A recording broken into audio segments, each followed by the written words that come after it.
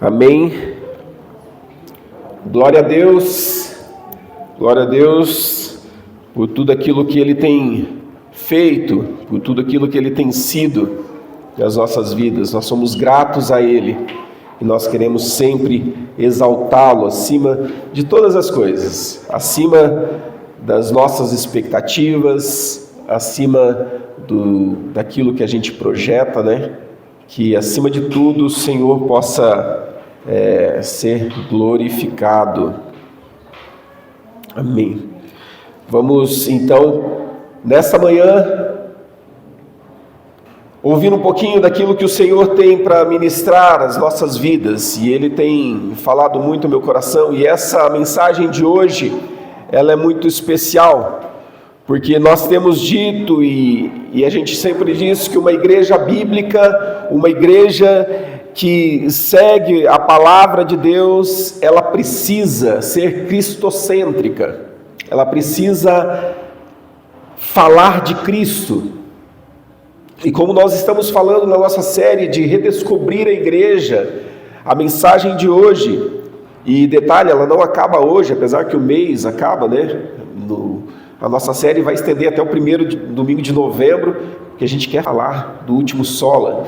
Então a gente vai estender ainda para o próximo domingo. Mas hoje queremos trabalhar o solo Christus, somente Cristo. Então, se pudéssemos dar um tema para essa mensagem, seria Cristo, o centro de toda a história. O centro de toda a história.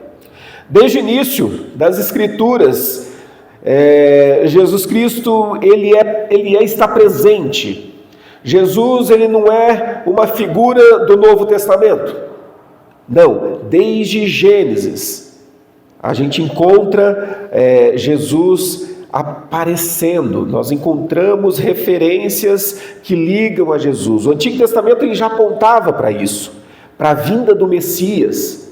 A gente vê lá em Gênesis 3,15, quando acontece todo o pecado ali, e a gente encontra a primeira promessa do Redentor, quando diz que da semente da mulher, ele esmagaria a cabeça da serpente, e esta, apontando para a vitória de Cristo sobre a morte, sobre o pecado. Então, lá no Gênesis, lá no comecinho, no capítulo 3, ele já faz essa ligação com o nosso Senhor Jesus Cristo.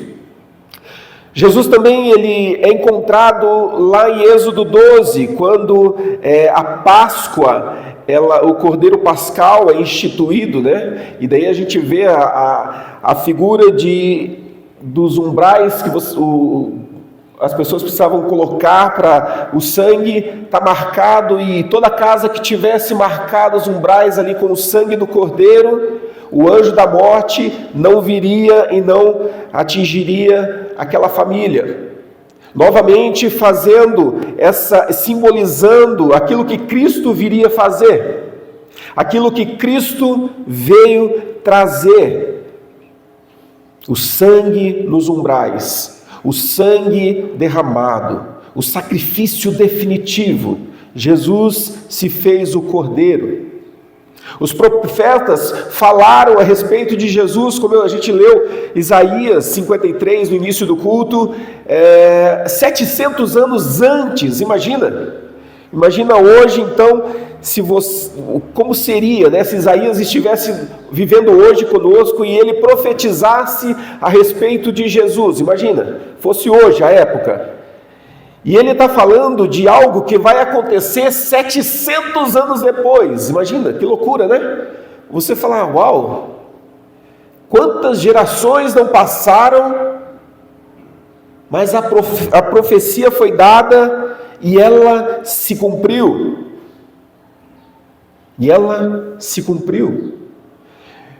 Miqueias 5,12, ele traz, eu queria que nós lêssemos esse texto de Miqueias, ele é bem importante para nós. Miqueias, quero ver quem vai achar Miqueias, capítulo 5, O verso 2, apenas o verso 2, olha só. Lembrando que isso aqui foi profetizado 700 anos antes.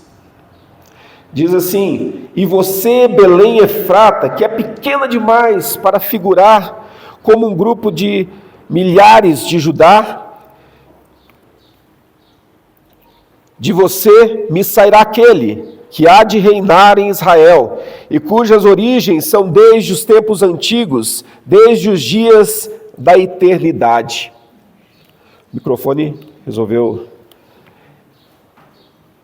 Então, esse texto de Miqueias, o profeta, então, ele fala 700 anos antes a respeito de Belém, a cidade a qual Jesus viria nascer.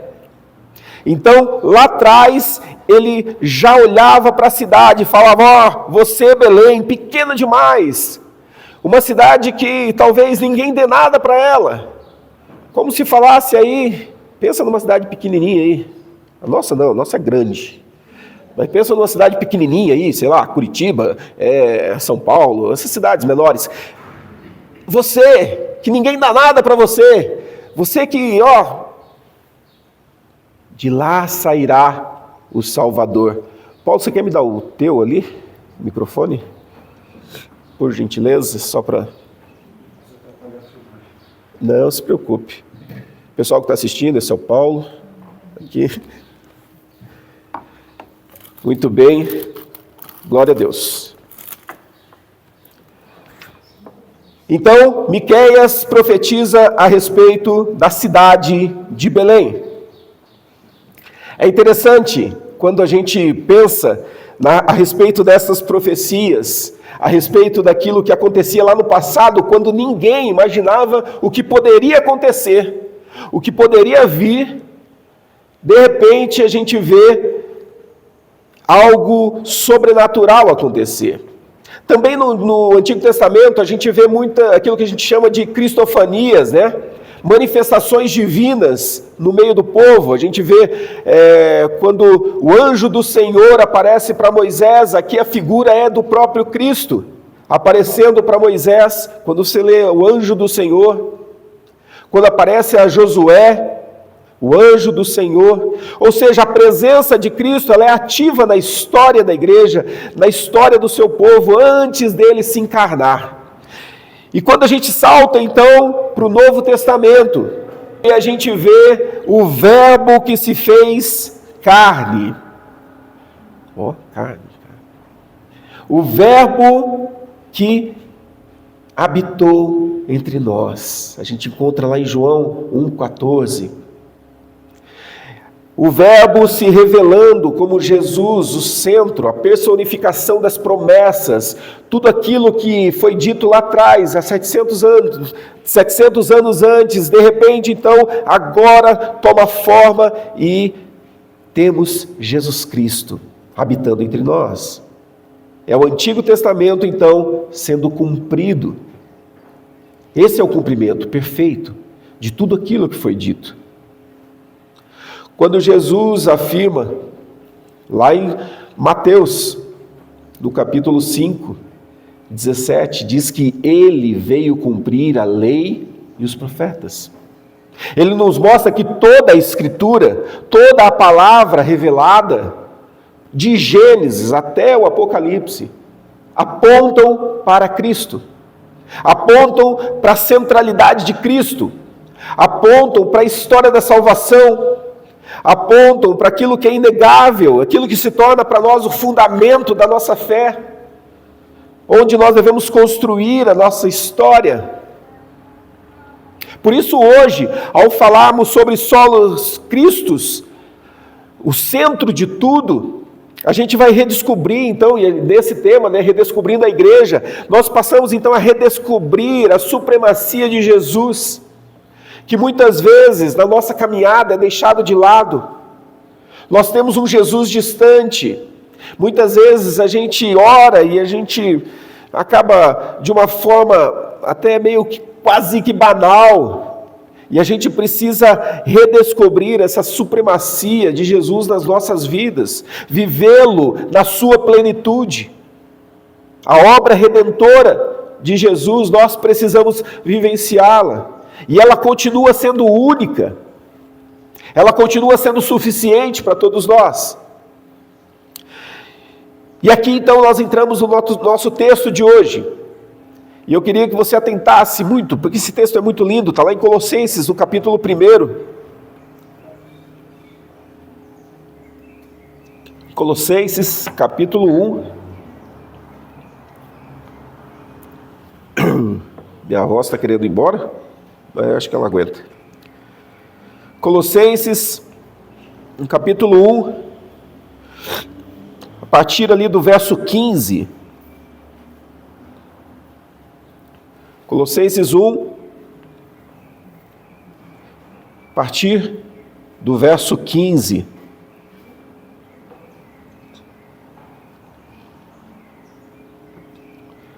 Diz assim a palavra do Senhor: Ele é a imagem do Deus invisível, o primogênito de toda a criação, pois nele foram criadas todas as coisas, nos céus e sobre a terra, as visíveis e as invisíveis, sejam tronos, sejam soberanias, quer principados, quer potestades, tudo foi criado por meio dele e para ele. Ele é antes de todas as coisas, nele tudo subsiste. Ele é a cabeça do corpo, que é a igreja. Ele é o princípio, o primogênito dentre os mortos, para ter a primazia em todas as coisas, porque Deus achou por bem que nele residisse toda a plenitude, e que havendo feito a paz pelo sangue da cruz, por meio dele, reconciliasse consigo mesmo todas as coisas, quer sobre a terra, quer sobre os céus.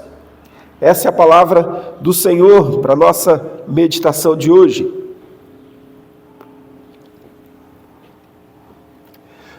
Então a gente começa afirmando que esse aqui é um texto, um dos mais poderosos do Novo Testamento, porque ele proclama a supremacia e a centralidade de Cristo em toda a criação e na redenção do seu povo. Paulo, ele escreve, ele quer, para mostrar Jesus, para mostrar que Jesus não é apenas um profeta, que ele não é apenas mais um mestre que surge no meio do povo, mas ele mostra que ele é o próprio Deus encarnado, aquele a quem todas as coisas subsistem. Se você atentar ali para o verso, se tiver com a tua Bíblia aberta, no verso 15, quando ele fala, ele é a imagem do Deus invisível, aponta justamente para o fato de que Cristo, ele é a manifestação perfeita de Deus, perfeita e visível. A gente encontra no Antigo Testamento palavras dizendo assim, que ninguém pode ver a face de Deus. Ninguém pode ver a face de Deus. A gente encontra lá em Êxodo 33. Só que quando a gente vai para o Novo Testamento, Jesus diz, o Pai pode ser visto na sua própria vida, na minha própria vida. E eu queria que nós lêssemos João 4, no Evangelho de João, capítulo 4. Essa fala de Jesus.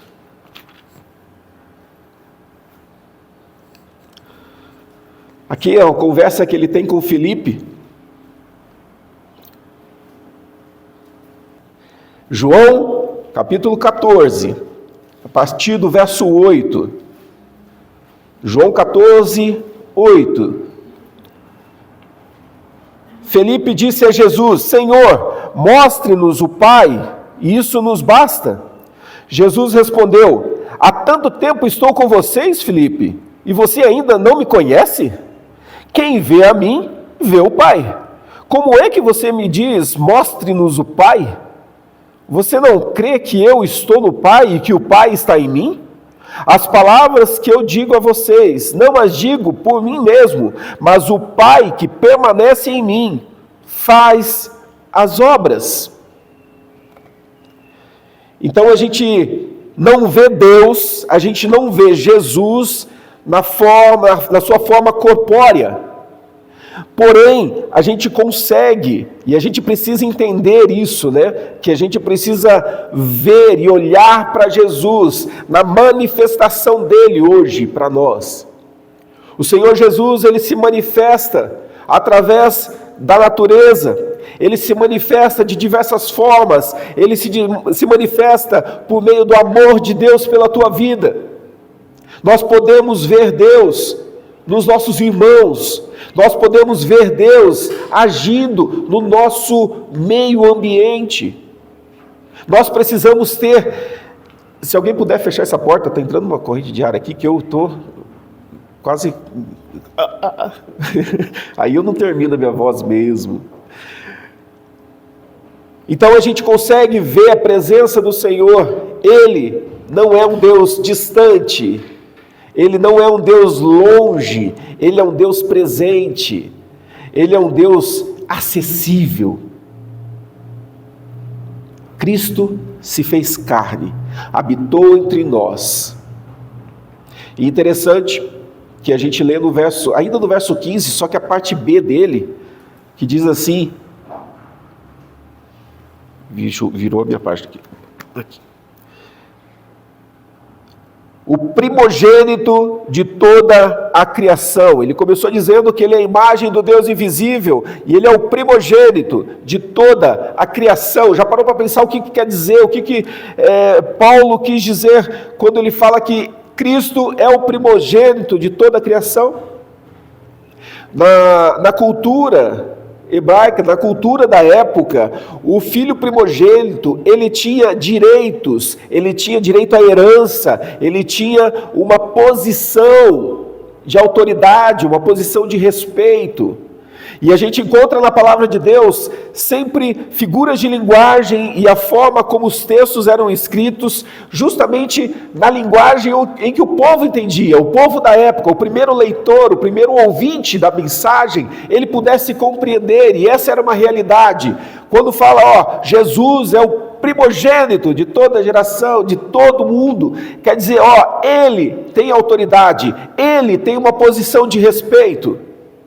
E é a ele que nós devemos seguir. O primogênito, ele ocupa uma posição de maior honra, uma posição de autoridade sobre toda a criação. No verso 16 e verso 17, pois nele foram criadas todas as coisas, os céus e sobre a terra, as visíveis e as invisíveis, sejam tronos, sejam soberanias, quer principados, quer potestades. Tudo foi criado por meio dele e para ele. No verso 17, ele é antes de todas as coisas, dele tudo subsiste.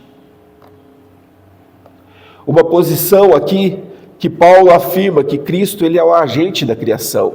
Se nós lermos João no capítulo 1, verso 3,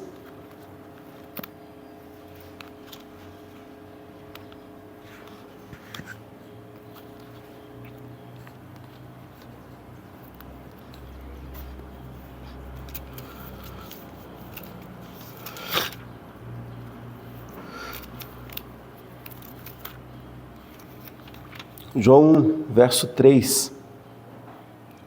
Vamos ler o primeiro, desde o primeiro, né? No princípio era o verbo, e o verbo estava com Deus, e o verbo era Deus. Ele estava no princípio com Deus. Todas as coisas foram feitas por ele, e sem ele nada do que foi feito se fez.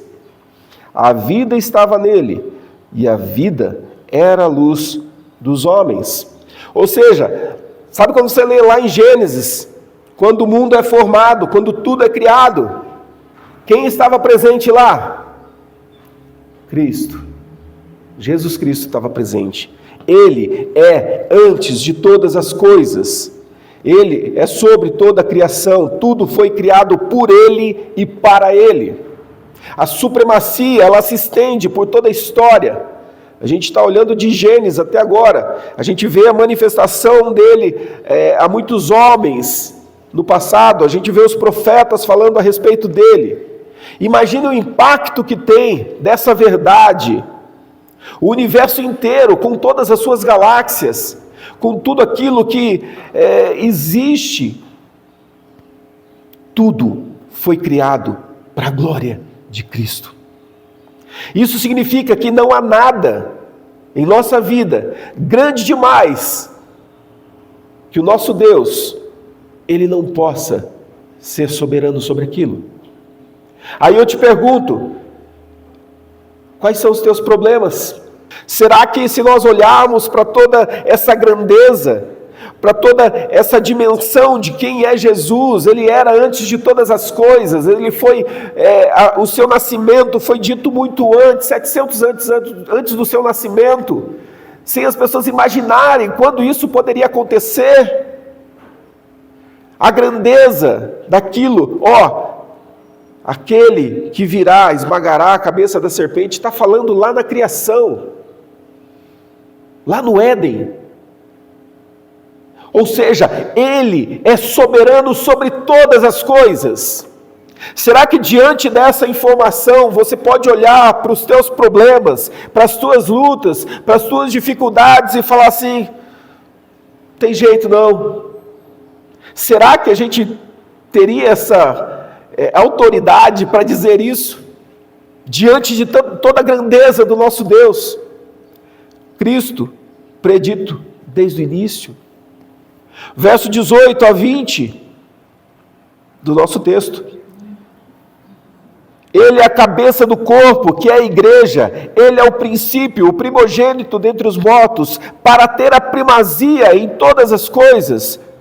Porque Deus achou por bem que nele residisse toda a plenitude, e que, havendo feito a paz pelo sangue da sua cruz, por meio dele, reconciliasse consigo mesmo todas as coisas, quer sobre a terra, quer sobre o céu. Cristo como cabeça da igreja, Cristo a fonte de vida e direção.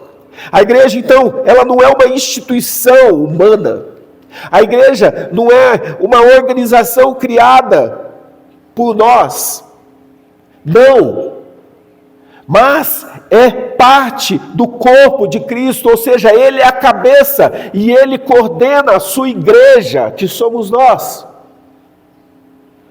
Essa é a igreja. Então, sabe aquelas brigas assim, mas a igreja é isso, a igreja começou aqui, a igreja começou ali, sabe aquelas briguinhas que a gente vê por aí?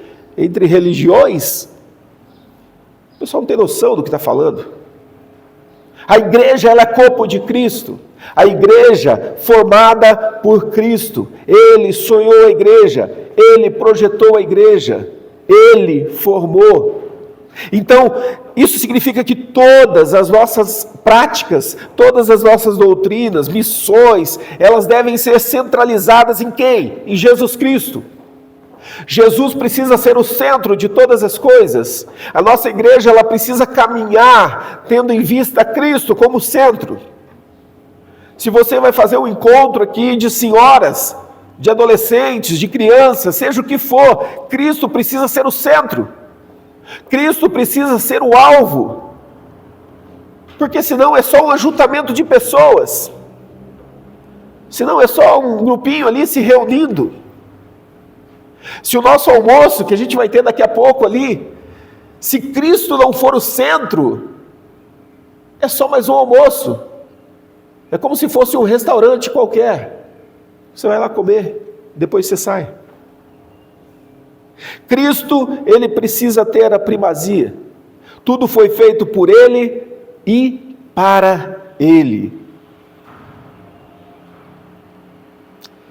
Imagina Jesus Cristo. Tudo que Ele fez.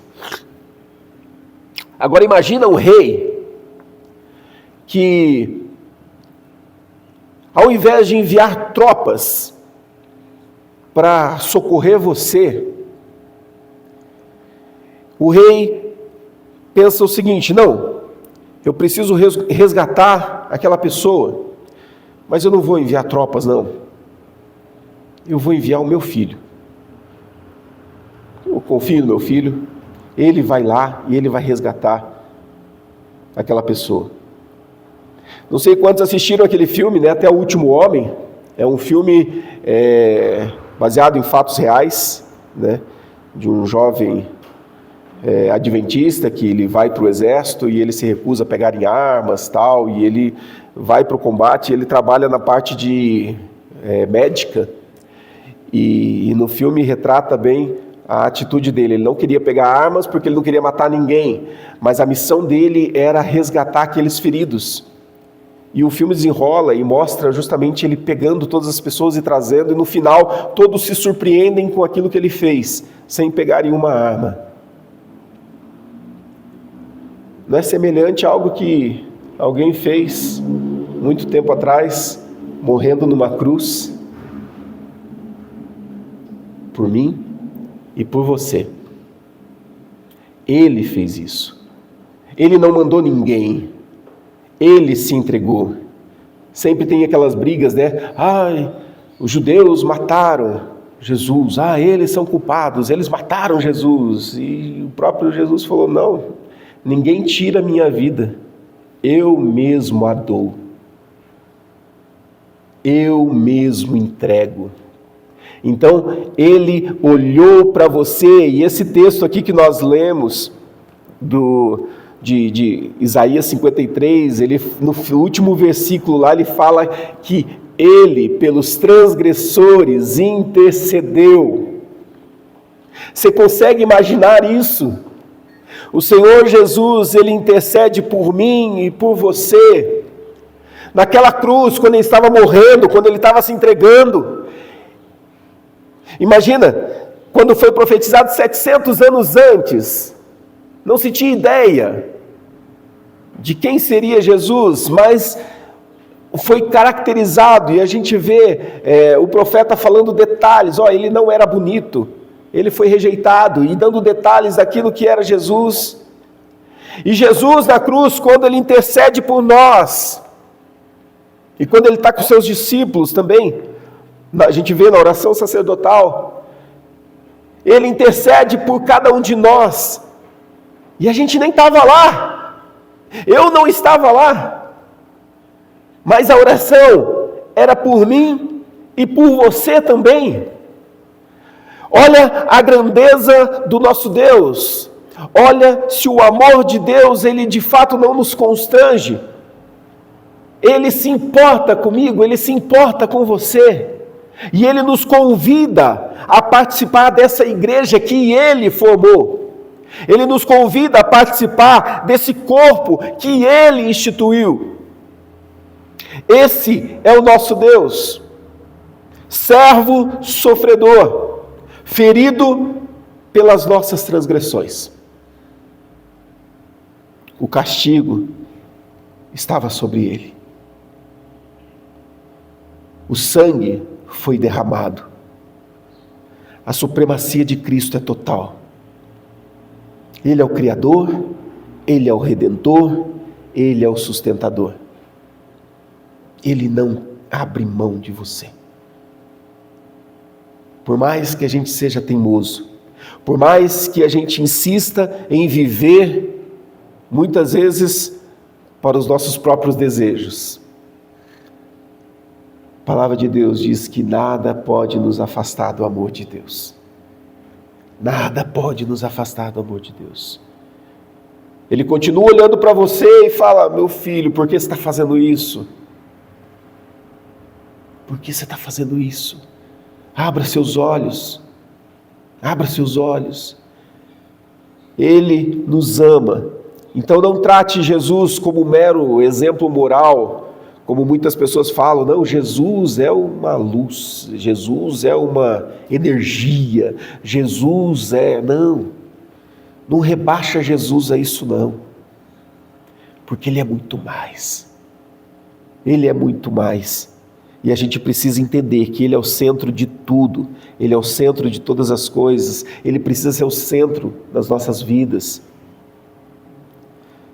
As nossas vidas precisam ser entregues totalmente ao cuidado dEle,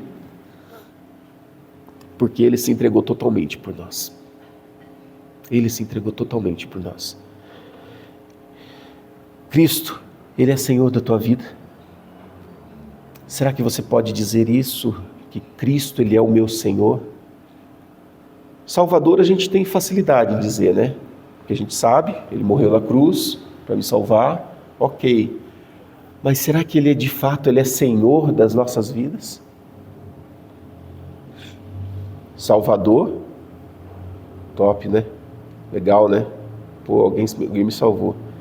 Agora, quando a gente fala de senhorio, agora quando a gente fala que Ele é Senhor, nós estamos dizendo, Senhor, o Senhor tem a supremacia de tudo. O Senhor tem o domínio de tudo. O Senhor domina. O Senhor governa. E aí, Ele é Senhor da tua vida. Ele governa todas as áreas da tua vida. Ele governa tudo aquilo que você faz. Às vezes não. Às vezes não. E nós precisamos entender quem é Jesus. E aqui a gente viu, de fato, tudo aquilo que o nosso Cristo fez, foi dito a respeito dele. Ele se fez homem, ele se sacrificou e ele nos mostra qual o caminho que nós precisamos trilhar. Ele é o nosso Senhor. E eu quero concluir essa mensagem fazendo um apelo para a igreja. Não é um apelo para vir aqui na frente. Não é um apelo para você levantar sua mão. Mas é um apelo para que você viva uma vida centrada em Cristo Jesus. Viva uma vida onde Ele tem soberania sobre tudo aquilo que você faz. Para que uma vida onde Jesus Cristo, Ele tem o valor que Ele merece ter o valor. Cristo precisa ser o centro. Ele é o centro de toda a criação. Ele precisa ser o centro das nossas vidas, no seu modo de viver, na sua conduta. Quando a gente fala de solo Christus, quando a gente fala de somente Cristo, nós dizemos que Ele é a essência da nossa fé. Significa que Ele é a nossa esperança, a nossa segurança. Ele é a nossa confiança, mesmo nas adversidades. Jesus, Ele é o cumprimento de toda a história redentora. Ele precisa ser o centro das nossas vidas. Aí você me pergunta, mas pastor, então como é que eu vivo isso? Ok, beleza. Me fale algo bem prático, como é que eu posso viver Cristo sendo centro na minha vida? Em primeiro lugar, não busque mais a sua própria satisfação. Em primeiro lugar, não busque a sua própria satisfação. Bens, reconhecimento humano, nada, absolutamente nada. Não busque isso. Por mais que você talvez venha a ter, né? Quando você conquista um diploma, a gente está tendo aí os jogos, né? Estudantis aí, você conquistar. Ok, mas não busque como essência da sua vida, como se a sua vida dependesse disso. Se isso acontecer, glória a Deus. Se você tiver conquistas na tua vida, glória a Deus. Se você obtiver resultados expressivos, seja naquilo que você faz, no teu negócio, na tua profissão, enfim, tantas coisas, glória a Deus. Lembra? Todas as coisas foram feitas por Ele e para Ele. Ou seja, toda a glória é para Ele, não para você, não para mim. Então, no seu trabalho, significa dizer, haja com integridade. Faça e aproveite todas as oportunidades que você tem no seu trabalho para refletir a essência de Deus. É algo prático. E é algo tão assim, viva com integridade. A gente não precisava nem dizer isso, né? Não precisava nem falar, né, que a gente precisa viver com integridade. Mas viva com integridade. Nos nossos relacionamentos, a gente precisa amar perdoar, como Cristo também o fez. Então, nos nossos relacionamentos, quer viver Cristo na sua centralidade, quer viver Cristo integralmente na sua vida, comece a amar como Ele amou, comece a perdoar como Ele perdoou. Isso é viver.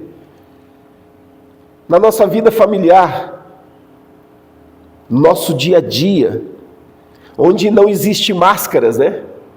Na nossa casa não existe máscaras. Ali todo mundo conhece todo mundo, sabe todos os nossos defeitos. Nas nossas famílias, busque viver a ética de Cristo. Busque viver uma vida que reflita Cristo. E nos nossos lares, a gente vê que muitas vezes a gente não vive. Problemas a gente passa, dificuldades a gente passa, lutas a gente passa, mas quando a gente tem a nossa vida centrada em Cristo, eu posso até vir ter atitudes erradas,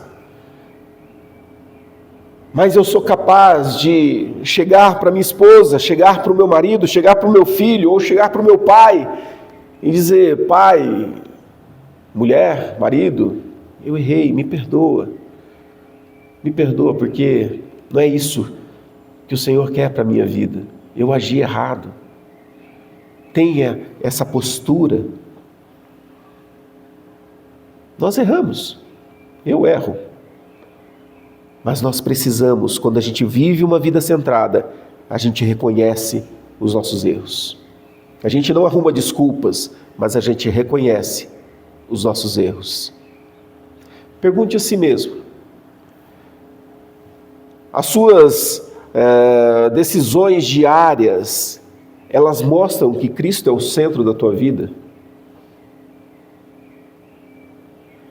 Elas mostram quem realmente é Cristo na tua vida? Quando você precisa se posicionar, quando você precisa tomar uma decisão, será que aquela decisão ela mostra uma dependência de Cristo? Precisa mostrar. Precisa mostrar. Se porventura uma dessas perguntas, a tua resposta foi negativa, é hora de reorganizar as coisas aí. É hora de você sentar e falar: Senhor, me ajuda a pôr em ordem. Tem um livro bem conhecido, recomendo a leitura, que chama Põe a Ordem no Meu Mundo Interior. Tem lá, Silene? Silene é meu apoio aqui. Depois você pode procurar com a Silene lá. Põe a ordem no meu mundo interior. Recomendo essa leitura. Se você encontra e acha algo que fala: puxa, isso não está em sintonia, isso precisa ser consertado, isso precisa ser alinhado, coloque ordem no seu mundo interior. Ajuste as coisas em ordem, porque há tempo para o conserto, há tempo de trazer Cristo para o centro, há tempo para nós falarmos: Senhor Jesus, seja para mim o centro. Senhor Jesus, seja para mim, Senhor, o centro da minha vida. Que as minhas ações, elas possam demonstrar quem Tu és. Viver centrado em Cristo é encontrar a paz e o propósito, mesmo no meio das lutas, porque é nas lutas que você mostra quem realmente Cristo é na tua vida. Eu quero encerrar lendo um último texto, que está lá em Filipenses.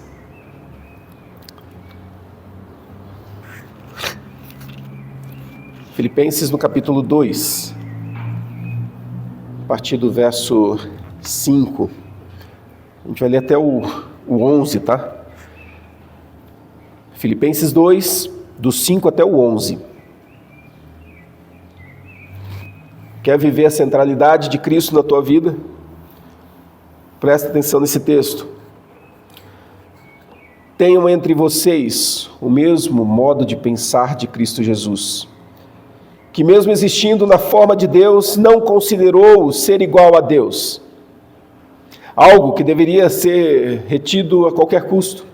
Pelo contrário, ele se esvaziou, assumindo a forma de servo, tornando-se semelhante aos seres humanos e reconhecido em figura humana, ele se humilhou, tornando-se obediente até a morte e morte de cruz. Por isso também Deus o exaltou sobremaneira e lhe deu um nome que está acima de todo nome, para que ao nome de Jesus se dobre todos os joelhos, nos céus e na terra e debaixo da terra, e toda língua confesse que Jesus Cristo é o Senhor, para a glória de Deus Pai. Você entendeu esse texto? Você entendeu e compreendeu esse texto? Leia 300 vezes se for o caso, mas entenda ele. Busque viver Cristo na centralidade. Tenha o mesmo modo de pensar de Cristo Jesus. Ele era Deus e deixou a sua glória, se tornou um homem humilde. Muitas vezes a gente não quer descer do pedestal. Eu e você não queremos descer do pedestal. A gente está num ponto que daqui eu não saio, deu muito trabalho chegar aqui. Deu muito trabalho alcançar o que eu já alcancei. Não vou me rebaixar. Quem sabe ir pedir perdão para determinada pessoa? Não, de jeito nenhum. Olha aqui onde eu estou, onde a pessoa está. Não vou me rebaixar. Quer ter Cristo como centro da sua vida? Tenha o mesmo modo de pensar de Cristo Jesus. Ele se humilhou. E Ele nos ensina a viver. Porque vivendo desta maneira, a gente encontra no texto que tudo isso é para que todo joelho se dobre e reconheça que Jesus Cristo é o Senhor. Todo joelho se dobre. Todo joelho se dobre. Então comece ajoelhando-se você, reconhecendo quem você é e falando: Senhor, seja o centro da minha vida. Seja o centro da minha vida. Eu quero que a tua presença seja vista na minha vida. Eu quero que as pessoas enxerguem o Senhor na minha vida. Por isso eu me humilho. Por isso eu me rebaixo. Por isso eu reconheço a minha pequenez. E declaro: Senhor, que o teu nome seja exaltado. Como João Batista disse, né? Que eu diminua e que ele cresça. Que eu diminua e que ele cresça. Essa é a nossa missão. Essa é a atitude que nós precisamos ter. Viver uma vida para a sua glória. Viver uma vida que glorifica a Deus. Viver uma vida que nós encontramos Jesus. Viver uma vida que a gente pode perceber Jesus Cristo. Viver uma vida onde Jesus pode ser visto em todas as situações. Então, que você tenha essa postura. Que o Senhor Jesus seja visto em você. Somente Cristo diz respeito a isso. Viver Jesus como centro demonstra isso. E eu queria que você se colocasse em pé, para que nós pudéssemos orar.